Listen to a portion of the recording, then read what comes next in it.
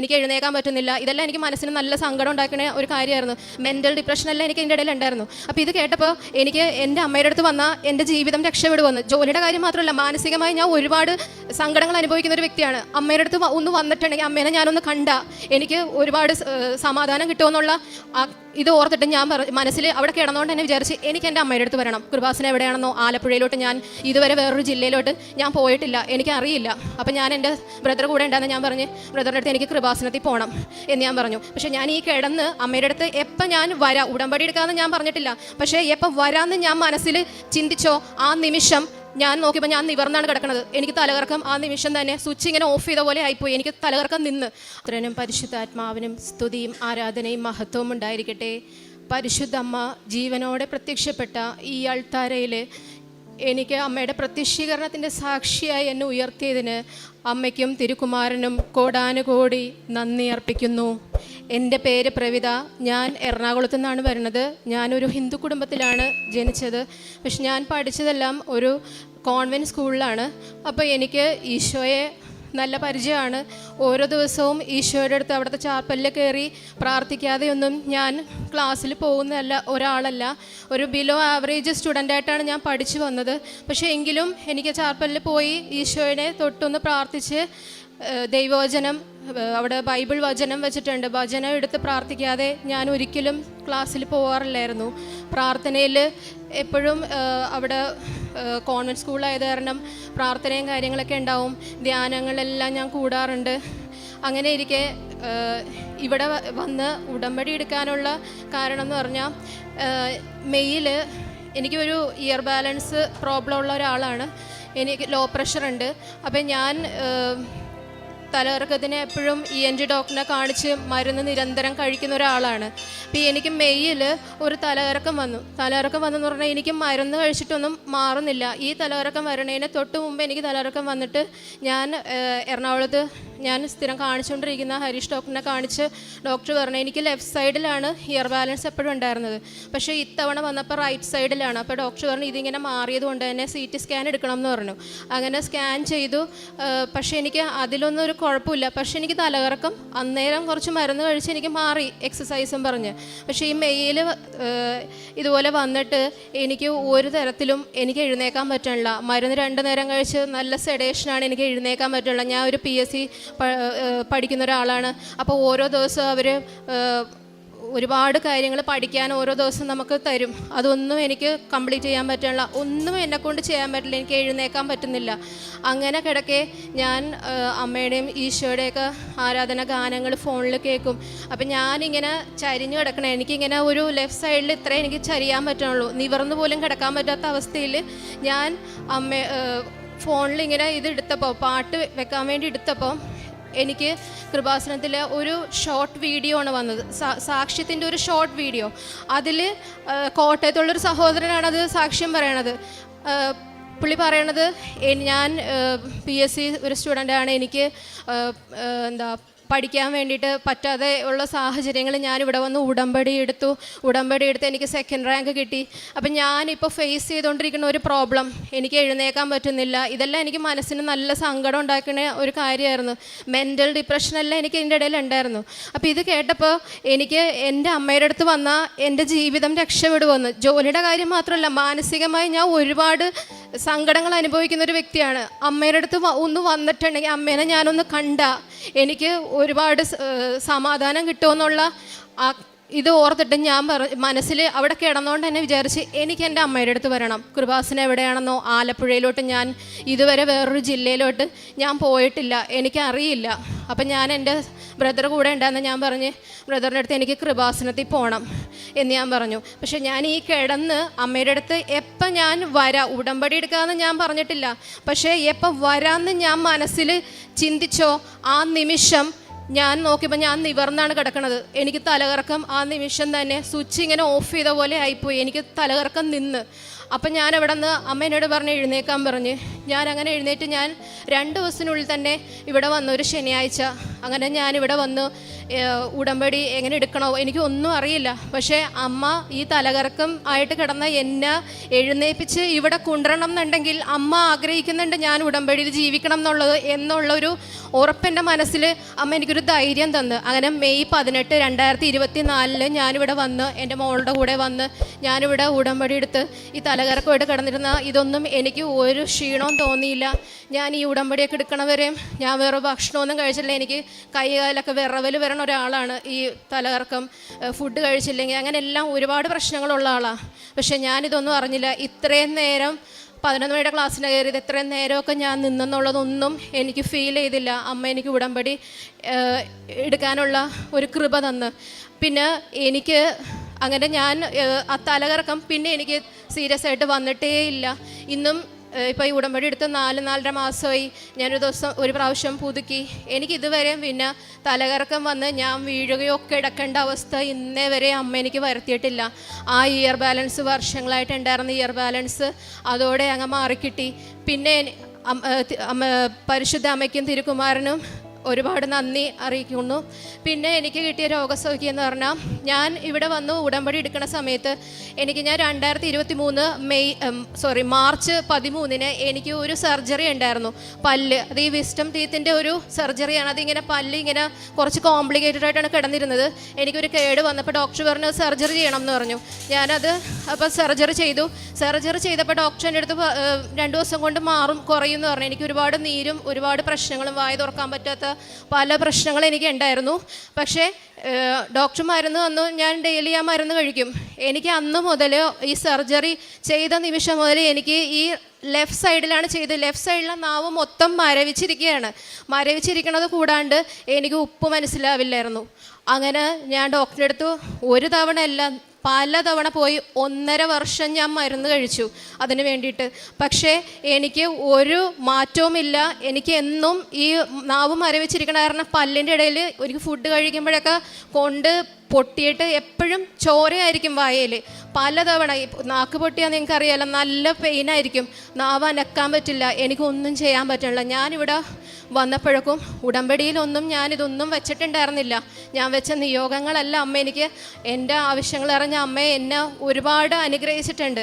അപ്പോൾ ഈ സർജറി ഇവിടെ നിന്ന് 18 ഞാൻ ഇവിടെ ഉടമ്പടി എടുത്ത് ഇവിടെ നിൽക്കുമ്പോൾ അമ്മ എൻ്റെ കയ്യിൽ ഈ ഉടമ്പടി ഉപ്പിരിക്കുന്നുണ്ട്. അപ്പോൾ അത് ഉപ്പ് നോക്കിയപ്പോൾ തന്നെ അമ്മ എന്നോട് പറഞ്ഞു ഇത് നിനക്ക് സാക്ഷ്യം പറയാനുള്ളതാണെന്ന്. അന്നേരം ഞാൻ ഉറപ്പിച്ച് ഈ ഉടമ്പടി ഉപ്പ് ഞാൻ നാവിൽ വയ്ക്കുമ്പോൾ എനിക്ക് രോഗസൗഖ്യം കിട്ടുമെന്ന്. ഞാൻ പിറ്റേ ദിവസം ഫുഡ് ഉണ്ടാക്കിയപ്പോഴേക്കും എല്ലാവർക്കും കൂടി ഉണ്ടാക്കിയപ്പോൾ ഞാൻ ഉടമ്പടി ഉപ്പിട്ടിട്ട് ഞാൻ വിശ്വാസ പ്രമാണം ചൊല്ലി പ്രാർത്ഥിച്ചു. അമ്മേ, ഞാനിത് ഫസ്റ്റ് ടൈം ഞാനിത് നാവിൽ വെച്ച് ടേസ്റ്റ് ചെയ്യുമ്പോൾ എൻ്റെ ആ ഉപ്പ് തിരിച്ചറിയാൻ പറ്റാത്ത ആ ഒരു ബുദ്ധിമുട്ട് എനിക്ക് മാറ്റിത്തരണം. അമ്മയുടെ പ്രത്യക്ഷീകരണത്തിന് സാക്ഷിയായി എന്നെ ഉയർത്തണമേ എന്ന് ഞാൻ അമ്മയോട് പ്രാർത്ഥിച്ചു. അതുപോലെ തന്നെ ഈ ഉടമ്പടിയിൽ കാരുണ്യ പ്രവർത്തനങ്ങളൊക്കെ ഉണ്ട്. എനിക്ക് ഉപ്പ് തിരിച്ചറിഞ്ഞില്ലെങ്കിൽ എനിക്ക് പൊതിച്ചോറ് കെട്ടാനും ഫുഡ് ഉണ്ടാക്കാനും ഒന്നും എനിക്ക് സാധിക്കില്ല. അമ്മ എന്നെ രക്ഷിക്കണം, അമ്മ എൻ്റെ അടുത്ത് എന്നെ അനുഗ്രഹിക്കണം, എൻ്റെ ഈ ബുദ്ധിമുട്ട് മാറ്റിത്തരണം. ഞാൻ പൊതിച്ചോറ് കെട്ട് എൻ്റെ കാരുണ്യ പ്രവർത്തനങ്ങൾ ഞാൻ ചെയ്തോളാം എന്ന് അമ്മയ്ക്ക് വാക്കുകൊടുത്ത് ഇവിടെ സാക്ഷ്യം പറഞ്ഞോളാം എന്നും പറഞ്ഞു. ഇതിൻ്റെ ഫലമായി ഞാൻ ആ ഫുഡ് എടുത്ത് റെഡി ആയപ്പോഴേക്കും ഞാനെടുത്ത് നാവിൽ വെച്ച് നോക്കി. ഒറ്റ തവണ വെച്ചപ്പോൾ തന്നെ 1.5 വർഷമായിട്ട് എനിക്ക് ഉപ്പ് തിരിച്ചറിയില്ലായിരുന്നു. അത് മാറി എനിക്ക് പൂർണ്ണ സൗഖ്യം കിട്ടി. നേരത്തെ ഞാൻ ചെയ്തിരുന്നത് കൊച്ചിൻ്റെ അടുത്തും സഹോദരൻ്റെ അടുത്തൊക്കെ ഞാൻ പറയും, ഒരു 6, 7, 8 പ്രാവശ്യമൊക്കെ ഞാൻ നാവിൽ വെച്ച് നോക്കും, എനിക്ക് എന്നാലും അറിയാൻ പറ്റത്തില്ല ഉപ്പ്. പക്ഷേ ഇവിടെ വന്ന് ഉടമ്പടി ഉപ്പ് ഒരു പ്രാവശ്യം ഞാൻ നാവിൽ വെച്ച് അമ്മയുടെ അടുത്ത് പ്രാർത്ഥിച്ചപ്പോൾ അമ്മ അതെനിക്ക് പൂർണ്ണ സൗഖ്യം തന്നു. അമ്മ മാതാവിനും തിരുക്കുമാരനും 1000 നന്ദി പറയുന്നു. പിന്നീട് എനിക്ക് ഡിസ്കിൻ്റെ ഒരു പ്രോബ്ലം ഉണ്ടായിരുന്നു. ഡിസ്ക് ബൾജാവണത് 4-ാമത്തെ 5-ാമത്തെ ഡിസ്കിൻ്റെ ഇടയിൽ ഞരമ്പ് ഇറങ്ങിയിട്ട് ഇവിടെ നിന്ന് ഇങ്ങനെ കാലിലേക്ക് എനിക്ക് ഞരമ്പ് പോയിട്ട് ഭയങ്കര വേദനയുണ്ട്. ഞാനപ്പോൾ ഇരിങ്ങാലക്കുടയിൽ ഒരു വൈദ്യൻ്റെ അടുത്ത് മരുന്ന് കഴിച്ചിരുന്നതാണ്. പക്ഷേ ആയുർവേദത്തിൻ്റെയൊക്കെ ഒരുപാട് പൈസയാണ്, എനിക്ക് ഇതൊന്നും ചെയ്യാൻ പറ്റില്ല. പക്ഷെ അത് ചെയ്തിട്ടും നമ്മൾ ആ മരുന്ന് നിർത്തിക്കഴിയുമ്പോൾ വീണ്ടും എനിക്ക് ഡിസ്ക് അകന്ന് പോകുന്നത് എനിക്ക് അറിയാൻ പറ്റുന്നുണ്ട്. നല്ല പെയിനാണ്. എനിക്ക് കുറച്ച് നേരം നിൽക്കാനോ കുറച്ച് നേരം നടക്കാനോ എന്തെങ്കിലും പണികൾ ചെയ്യാനോ കുമ്പിട്ട് എന്തെങ്കിലും ചെയ്യാൻ ഒന്നും എനിക്ക് ചെയ്യാൻ പറ്റില്ല. അത്രയും ബുദ്ധിമുട്ട് ഞാൻ അനുഭവിച്ചിരുന്നു. ഇവിടെ വന്ന് ഞാൻ പ്രേക്ഷിത പ്രവർത്തനത്തിൻ്റെ ഭാഗമായി ഞാൻ ഇവിടുത്തെ കൃപാസനം പത്രമായിട്ട് ഞാൻ പ്രേക്ഷിത പ്രവർത്തനത്തിന് പോയി. അപ്പോൾ എൻ്റെ അടുത്ത് ഞാൻ പ്രാർത്ഥിക്കും, അമ്മ പറയുന്ന സ്ഥലങ്ങളിലേക്കാണ് ഞാൻ പോകുന്നത്. അങ്ങനെ ഞാൻ പോയി അവിടെ നിന്ന് പള്ളി പോയി ആദ്യം ഞാൻ പ്രാർത്ഥിച്ചു. എന്നിട്ട് ഞാൻ ഇറങ്ങി. അമ്മ പറഞ്ഞു നേരെ നടന്ന് എല്ലായിടത്തും കൊടുക്കാൻ പറഞ്ഞു. അപ്പം ഞാൻ ഓരോ കടകളിലും ഓരോ വീടുകളിലും നടന്ന് ഞാൻ ഇങ്ങനെ പറഞ്ഞ് അമ്മയെ പറ്റിയും ഈശോയെ പറ്റിയും പറഞ്ഞാണ് ഞാൻ കൊടുക്കുന്നത്. അങ്ങനെ കൊടുത്ത് ഞാൻ നോക്കിയപ്പോൾ ഞാൻ നടന്ന് എൻ്റെ വീട് വരെ എത്തി. ഞാൻ നോക്കിയപ്പോൾ ഒരു 5 കിലോമീറ്ററോളം ഞാൻ നടന്നിട്ടുണ്ട്. എനിക്കറിയില്ല, ഞാൻ ഇന്ന് വരെയും അങ്ങനെ എനിക്ക് നിന്നാൽ തന്നെ നീര് വീഴുന്ന ഒരാളാണ് ഞാൻ. അല്ലെങ്കിൽ എനിക്ക് നീര് വീഴുന്ന ഒരു ശരീരമാണ്. അപ്പോൾ നീര് അതുപോലെ തന്നെ എനിക്ക് നടക്കാൻ ഇതൊന്നും എന്നെ കൊണ്ട് സാധ്യമല്ല. അപ്പോൾ എനിക്ക് മനസ്സിലായി അമ്മ എന്നെ സൗഖ്യപ്പെടുത്തിയെന്ന്. ഞാൻ ഓർത്ത് വീട്ടിൽ വന്നു കഴിയുമ്പോൾ എനിക്ക് കാലുവേദന ഉണ്ടാവുമെന്ന് ഓർത്തു. പക്ഷേ ഒന്ന് കുളിച്ച് കഴിഞ്ഞാൽ ഞാൻ ഫ്രഷായി. അപ്പോൾ ഈ നടന്ന് വരുമ്പോൾ അമ്മ എൻ്റെ അടുത്ത് പറയുന്നുണ്ട് ഇതൊരു ട്രയലാണെന്ന്. അപ്പം ഞാൻ ചോദിച്ചു എന്താണ് അമ്മ അങ്ങനെ പറഞ്ഞത്? വീട്ടിൽ വന്ന് ഞാൻ ഫോണെടുത്ത് ഫ്രഷായി കഴിഞ്ഞ് ഫോണെടുത്ത് നോക്കിയപ്പം എനിക്ക് വരണതെല്ലാം അഖണ്ഡ ജപമാലയുടെ റാലിയുടെ ഷോർട്ട് വീഡിയോസ് അങ്ങനെയുള്ള വീഡിയോസൊക്കെയാണ്. അപ്പം ഞാൻ അപ്പം എനിക്ക് മനസ്സിലായി അമ്മ എൻ്റെ അടുത്ത് പറയണത് റാലിയുടെ കാര്യമാണ്. നമ്മൾ പറഞ്ഞ് സെർച്ച് ചെയ്ത് നോക്കാൻ എൻ്റെ മനസ്സിൽ പ്രാർത്ഥിച്ചപ്പോൾ പറഞ്ഞു ഞാൻ അങ്ങനെയാണ് ഈ ജപമാല റാലിയുടെ കാര്യമൊക്കെ അറിയണത്, എനിക്കറിയില്ലായിരുന്നു. അങ്ങനെ അമ്മ പറഞ്ഞ് ഞാനും ഈ റാലിക്ക് പങ്കെടുക്കാൻ വേണ്ടി പ്രാർത്ഥിച്ച് ഒരുങ്ങിക്കൊണ്ടിരിക്കുകയാണ്. അതോടുകൂടെ എൻ്റെ ഡിസ്ക് ബൾജിങ്ങിൻ്റെ പ്രശ്നം ഇപ്പം എനിക്ക് ഇല്ല. ഞാൻ ഉടമ്പടി എടുത്തിട്ട് ഇത്ര ദിവസമായിട്ടുള്ളൂ. സമയത്തിൻ്റെ മേലിൽ അധികാരമുള്ള മാതാവ് എൻ്റെ ഈ രോഗങ്ങളെല്ലാം എടുത്തു മാറ്റി. ഇനി ഒരു രോഗസൗഖ്യം കൂടിയുണ്ട്. എനിക്ക് ഈ ഇവിടുത്തെ ഉമിനീര് ഗ്രന്ഥിക്ക് ജൂലൈയിൽ ഒരു പ്രശ്നം ഉണ്ടായിരുന്നു. അതായത് ഇവിടെ ഈ ഒരു സൈഡിൽ ഇവിടെ ഇങ്ങനെ ബൾജായി വന്നിട്ട് ഞാൻ ആദ്യമൊക്കെ ഞാൻ ശ്രദ്ധിച്ചില്ല. പക്ഷേ എനിക്ക് നല്ല പനിയൊക്കെ വന്ന് നല്ല വേദന പെയിൻ കൊണ്ട് സഹിക്കാൻ പറ്റാണ്ടായപ്പോൾ ഞാൻ ഡോക്ടറെ കാണിച്ചു. അപ്പോൾ ഡോക്ടർ പറഞ്ഞ് ഇത് ഉമിനീര് ഗ്രന്ഥിയിൽ ഇവിടെ പഴുപ്പ് ഈ ക്യാവിറ്റിയിൽ വന്ന് കെട്ടിയിട്ടാണ്. അപ്പോൾ നിങ്ങൾ 5 ദിവസത്തേക്ക് ഡോക്ടർ മരുന്ന് തന്ന്. എന്നിട്ട് പറഞ്ഞു 5 ദിവസം മരുന്ന് തന്നെങ്കിലും 3 ദിവസം നോക്കിയാൽ മതി, 3 ദിവസത്തേക്കുള്ളിൽ ഇരിക്കരുത്, കുറഞ്ഞില്ലെങ്കിൽ അപ്പം തന്നെ വരണം, അഡ്മിറ്റ് ആവണം, ഈ പഴുപ്പ് ഇവിടെ നിന്ന് കുത്തിയെടുത്ത് കളയേണ്ടി വരുമെന്ന് പറഞ്ഞു. ഞാൻ അമ്മയുടെ അടുത്ത് പറഞ്ഞു, അമ്മ ഇവിടെ വന്ന് ഞാൻ ഉടമ്പടി തൈലം കൊണ്ട് കുരിശ് വരച്ച് പ്രാർത്ഥിച്ചു, വിശ്വാസ പ്രമാണം ചൊല്ലി. പിന്നെ അവിടെ നിന്ന് ഗാർഗിൾ ചെയ്യാനായിട്ട് ഡോക്ടർ മരുന്ന് തന്നെങ്കിലും എനിക്കത് വോമിറ്റ് ചെയ്യാനൊക്കെ പറഞ്ഞു. ഞാൻ അമ്മയുടെ ഉടമ്പടി ഉപ്പിട്ടിട്ട് ഞാൻ ഗാർഗിൾ ചെയ്തു. ഇതിൻ്റെയൊക്കെ ഫലമായി 2-3 ദിവസത്തിന് മുന്നേ തന്നെ എനിക്ക് പെയിൻ അങ്ങ് കുറഞ്ഞു, പനി കുറഞ്ഞു. ഇവിടുത്തെ ഈ ബൾജ് ചെയ്തിരിക്കുന്നത് പതുക്കെ കുറയാൻ തുടങ്ങി. ആ ആഴ്ചത്തെ ഉടമ്പടി ധ്യാനത്തിൽ ജോസഫ് അച്ഛൻ പറഞ്ഞായിരുന്നു, ലാസ്റ്റ് രോഗസൗഖ്യത്തിൽ പറഞ്ഞു ഒരു വ്യക്തിയെ കർത്താവ് ഇപ്പോൾ തൊട്ട് സുഖപ്പെടുത്തുന്നുണ്ട്, ഉമിനീര് ഗ്രന്ഥി കറുത്ത് പ്രശ്നമായിട്ടിരിക്കുന്ന ഒരു വ്യക്തിയെ. അപ്പം ഞാൻ മുട്ടയിൽ നിന്ന് ധ്യാനം കേട്ടുകൊണ്ടിരിക്കുമ്പോൾ ഞാൻ ഇങ്ങനെ ഇതെന്നെയാണോ പറയണ.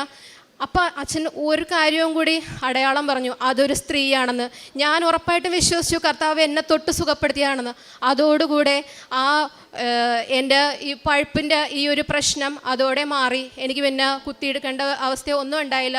ഞാൻ 5 ദിവസം കഴിഞ്ഞപ്പോൾ ഡോക്ടറിനെ ചെന്ന് കാണിച്ച് ഡോക്ടർ പറഞ്ഞു ഒരു പ്രശ്നമില്ല, പൂർണ്ണമായിട്ടും മാറിയിട്ടുണ്ടെന്ന് പറഞ്ഞു. ഒരുപാട് അനുഗ്രഹങ്ങൾ മാതാവ് തന്നു. ഇതുമാത്രമല്ല, സമയത്തിൻ്റെ കുറവുകൊണ്ട് ഞാൻ സാക്ഷ്യം ചുരുക്കുകയാണ്. അമ്മ മാതാവിനും ഈശോയ്ക്കും 1000 നന്ദി പറഞ്ഞുകൊള്ളുന്നു. പിന്നെ ആത്മീയമായുള്ള ജീവിതം, ആത്മീയമായെന്ന് പറഞ്ഞാൽ ഞാൻ ഭൗതികമായിട്ട് അടുക്കണേക്കാട്ടും ആത്മീയമായിട്ടാണ് എനിക്ക് ഉടമ്പടി എനിക്ക് ഒരുപാട് വ്യത്യാസം തന്നത്. എനിക്ക് എങ്ങനെ പറഞ്ഞ് നന്ദി പറയണമെന്ന് അറിയില്ല. ഞാൻ ആദ്യം തന്നെ ഈശോയ്ക്ക് നന്ദി പറയേണ്ടത് സത്യദൈവമായ അവിടുത്തെ വിശ്വസിക്കാനുള്ള ഒരു നല്ല ഹൃദയം എനിക്ക് തന്നതിനാണ് ഞാൻ കർത്താവിനോട് നന്ദി പറയണത്.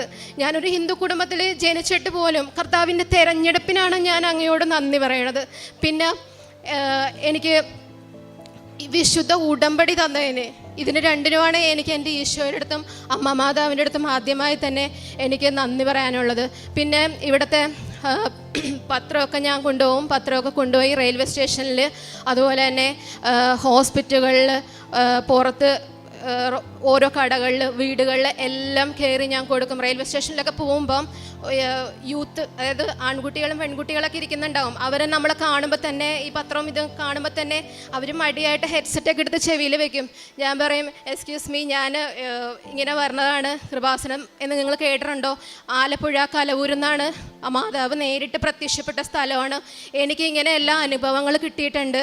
നിങ്ങൾ ഉറപ്പായിട്ടും, ആൺകുട്ടികളാണെങ്കിൽ ഞാൻ പറയും, പെൺകുട്ടികളാണെങ്കിലും നിങ്ങൾ എന്തിനെക്കാട്ടും അധികമായി ദൈവത്തിലാണ് ആദ്യം ആശ്രയിക്കേണ്ടത്. അല്ലാതെ നിങ്ങൾ എന്തെങ്കിലും കാര്യങ്ങളുടെ പുറകെ പോയാൽ നിങ്ങൾ ഉറപ്പായിട്ടും ജീവിതത്തിൽ പെട്ടുപോണ ഒരവസ്ഥ ഉണ്ടാവും. ആ സമയത്ത് എളിമപ്പെടാൻ നിൽക്കാതെ ഇപ്പോഴേ നിങ്ങൾ ദൈവത്തിൽ എളിമപ്പെട്ട് ജീവിക്കണം എന്നൊക്കെ ഞാൻ പറഞ്ഞു കൊടുക്കും. എൻ്റെ അനുഭവങ്ങളെല്ലാം ഞാൻ പറഞ്ഞു കൊടുക്കാറുണ്ട്. ചിലവർ ചോദിക്കാറുണ്ട് എന്തൊക്കെ കിട്ടി എന്നുള്ളത് നമ്മൾ ഉടമ്പടി എടുത്തിട്ട്. ഞാനപ്പോൾ പറയും, ഞാൻ ഒരു 19 വയസ്സ് മുതലേ ഈശോയിൽ വിശ്വസിച്ചുള്ള ജീവിതമാണ് എൻ്റെ. കൊച്ചിലെ മുതലേ ഞാനിങ്ങനെ പ്രാർത്ഥിക്കുന്ന ഒരാളാണ്. 19 വയസ്സിൽ എൻ്റെ അമ്മ മരിച്ചു. അതോടുകൂടെ എൻ്റെ അച്ഛനും അമ്മയെല്ലാം എൻ്റെ ഈശോയാണ്. അപ്പം ഞാൻ അതെല്ലാം പറയും അവരുടെ അടുത്ത്. പിന്നെ ഞാനിങ്ങനെ അവരുടെ അടുത്ത് സംസാരിക്കാൻ തുടങ്ങുമ്പോൾ തന്നെ ദൈവത്തെപ്പറ്റി പറയുമ്പോൾ പലവരും ഒത്തിരി പേര് എൻ്റെ അടുത്ത് കരഞ്ഞ് സംസാരിച്ചിട്ടുണ്ട്. ഞാനപ്പോൾ ഓർക്കും, അമ്മയുടെ അടുത്ത് അപ്പം തന്നെ ഞാൻ പ്രാർത്ഥിക്കും, അമ്മേ ഇവരെ കൈവിടിയല്ലേ, അവരെ കൈപിടിച്ച് ഈശോയുടെ അടുത്ത് എത്തിക്കണേ എന്ന്. ഈശോയുടെ ഈ തിരുസന്നിധിയിൽ കൊണ്ട് അമ്മയുടെ പ്രത്യക്ഷീകരണത്തിൻ്റെ സാക്ഷിയായി ഉയർത്തണേന്ന് ഞാൻ പ്രാർത്ഥിക്കും. എത്ര സങ്കടം ഉണ്ടായിട്ടായിരിക്കണം അവർ ആ പൊതു സ്ഥലത്ത് നിന്ന് എൻ്റെ അടുത്ത് കരഞ്ഞ് പറയണമെങ്കിൽ. അവർക്ക് വേണ്ടി ഞാൻ ഉപവാസം എടുത്ത്, ശനിയാഴ്ചയാണ് ഞാൻ ഉപവാസം എടുത്ത് ഞാൻ പ്രാർത്ഥിക്കാറുണ്ട്. പിന്നെ കാരുണ്യ പ്രവർത്തനമായിട്ട് ഓൾഡ് ഏജ് ഹോമിൽ അമ്മമാരുടെ അടുത്ത് ഞാൻ പോകാറുണ്ട്. പിന്നെ ഫുഡ്, ഇപ്പം എനിക്ക് ഫുഡ് ഉണ്ടാക്കി ഞാൻ ഹോസ്പിറ്റലിൽ പുറത്ത് ഇപ്പോൾ ഫുഡ് ഇല്ലാതിരിക്കുന്ന ആളുകളുടെ ഇടയിൽ, പിന്നെ എൻ്റെ അടുത്ത് ആരെങ്കിലുമൊക്കെ ചോദിക്കുകയാണെങ്കിൽ ഫുഡിൻ്റെ ഇല്ലെന്ന് ഞാൻ തന്നെ ചോദിക്കുന്ന തന്നെയല്ല, ഞാൻ പുറത്തേക്ക് ഇറങ്ങുമ്പോൾ എനിക്ക് ഒരു അവെയർനെസ് ഉണ്ട്. എപ്പോഴും ഒരു അവെയറാണ് ഞാൻ.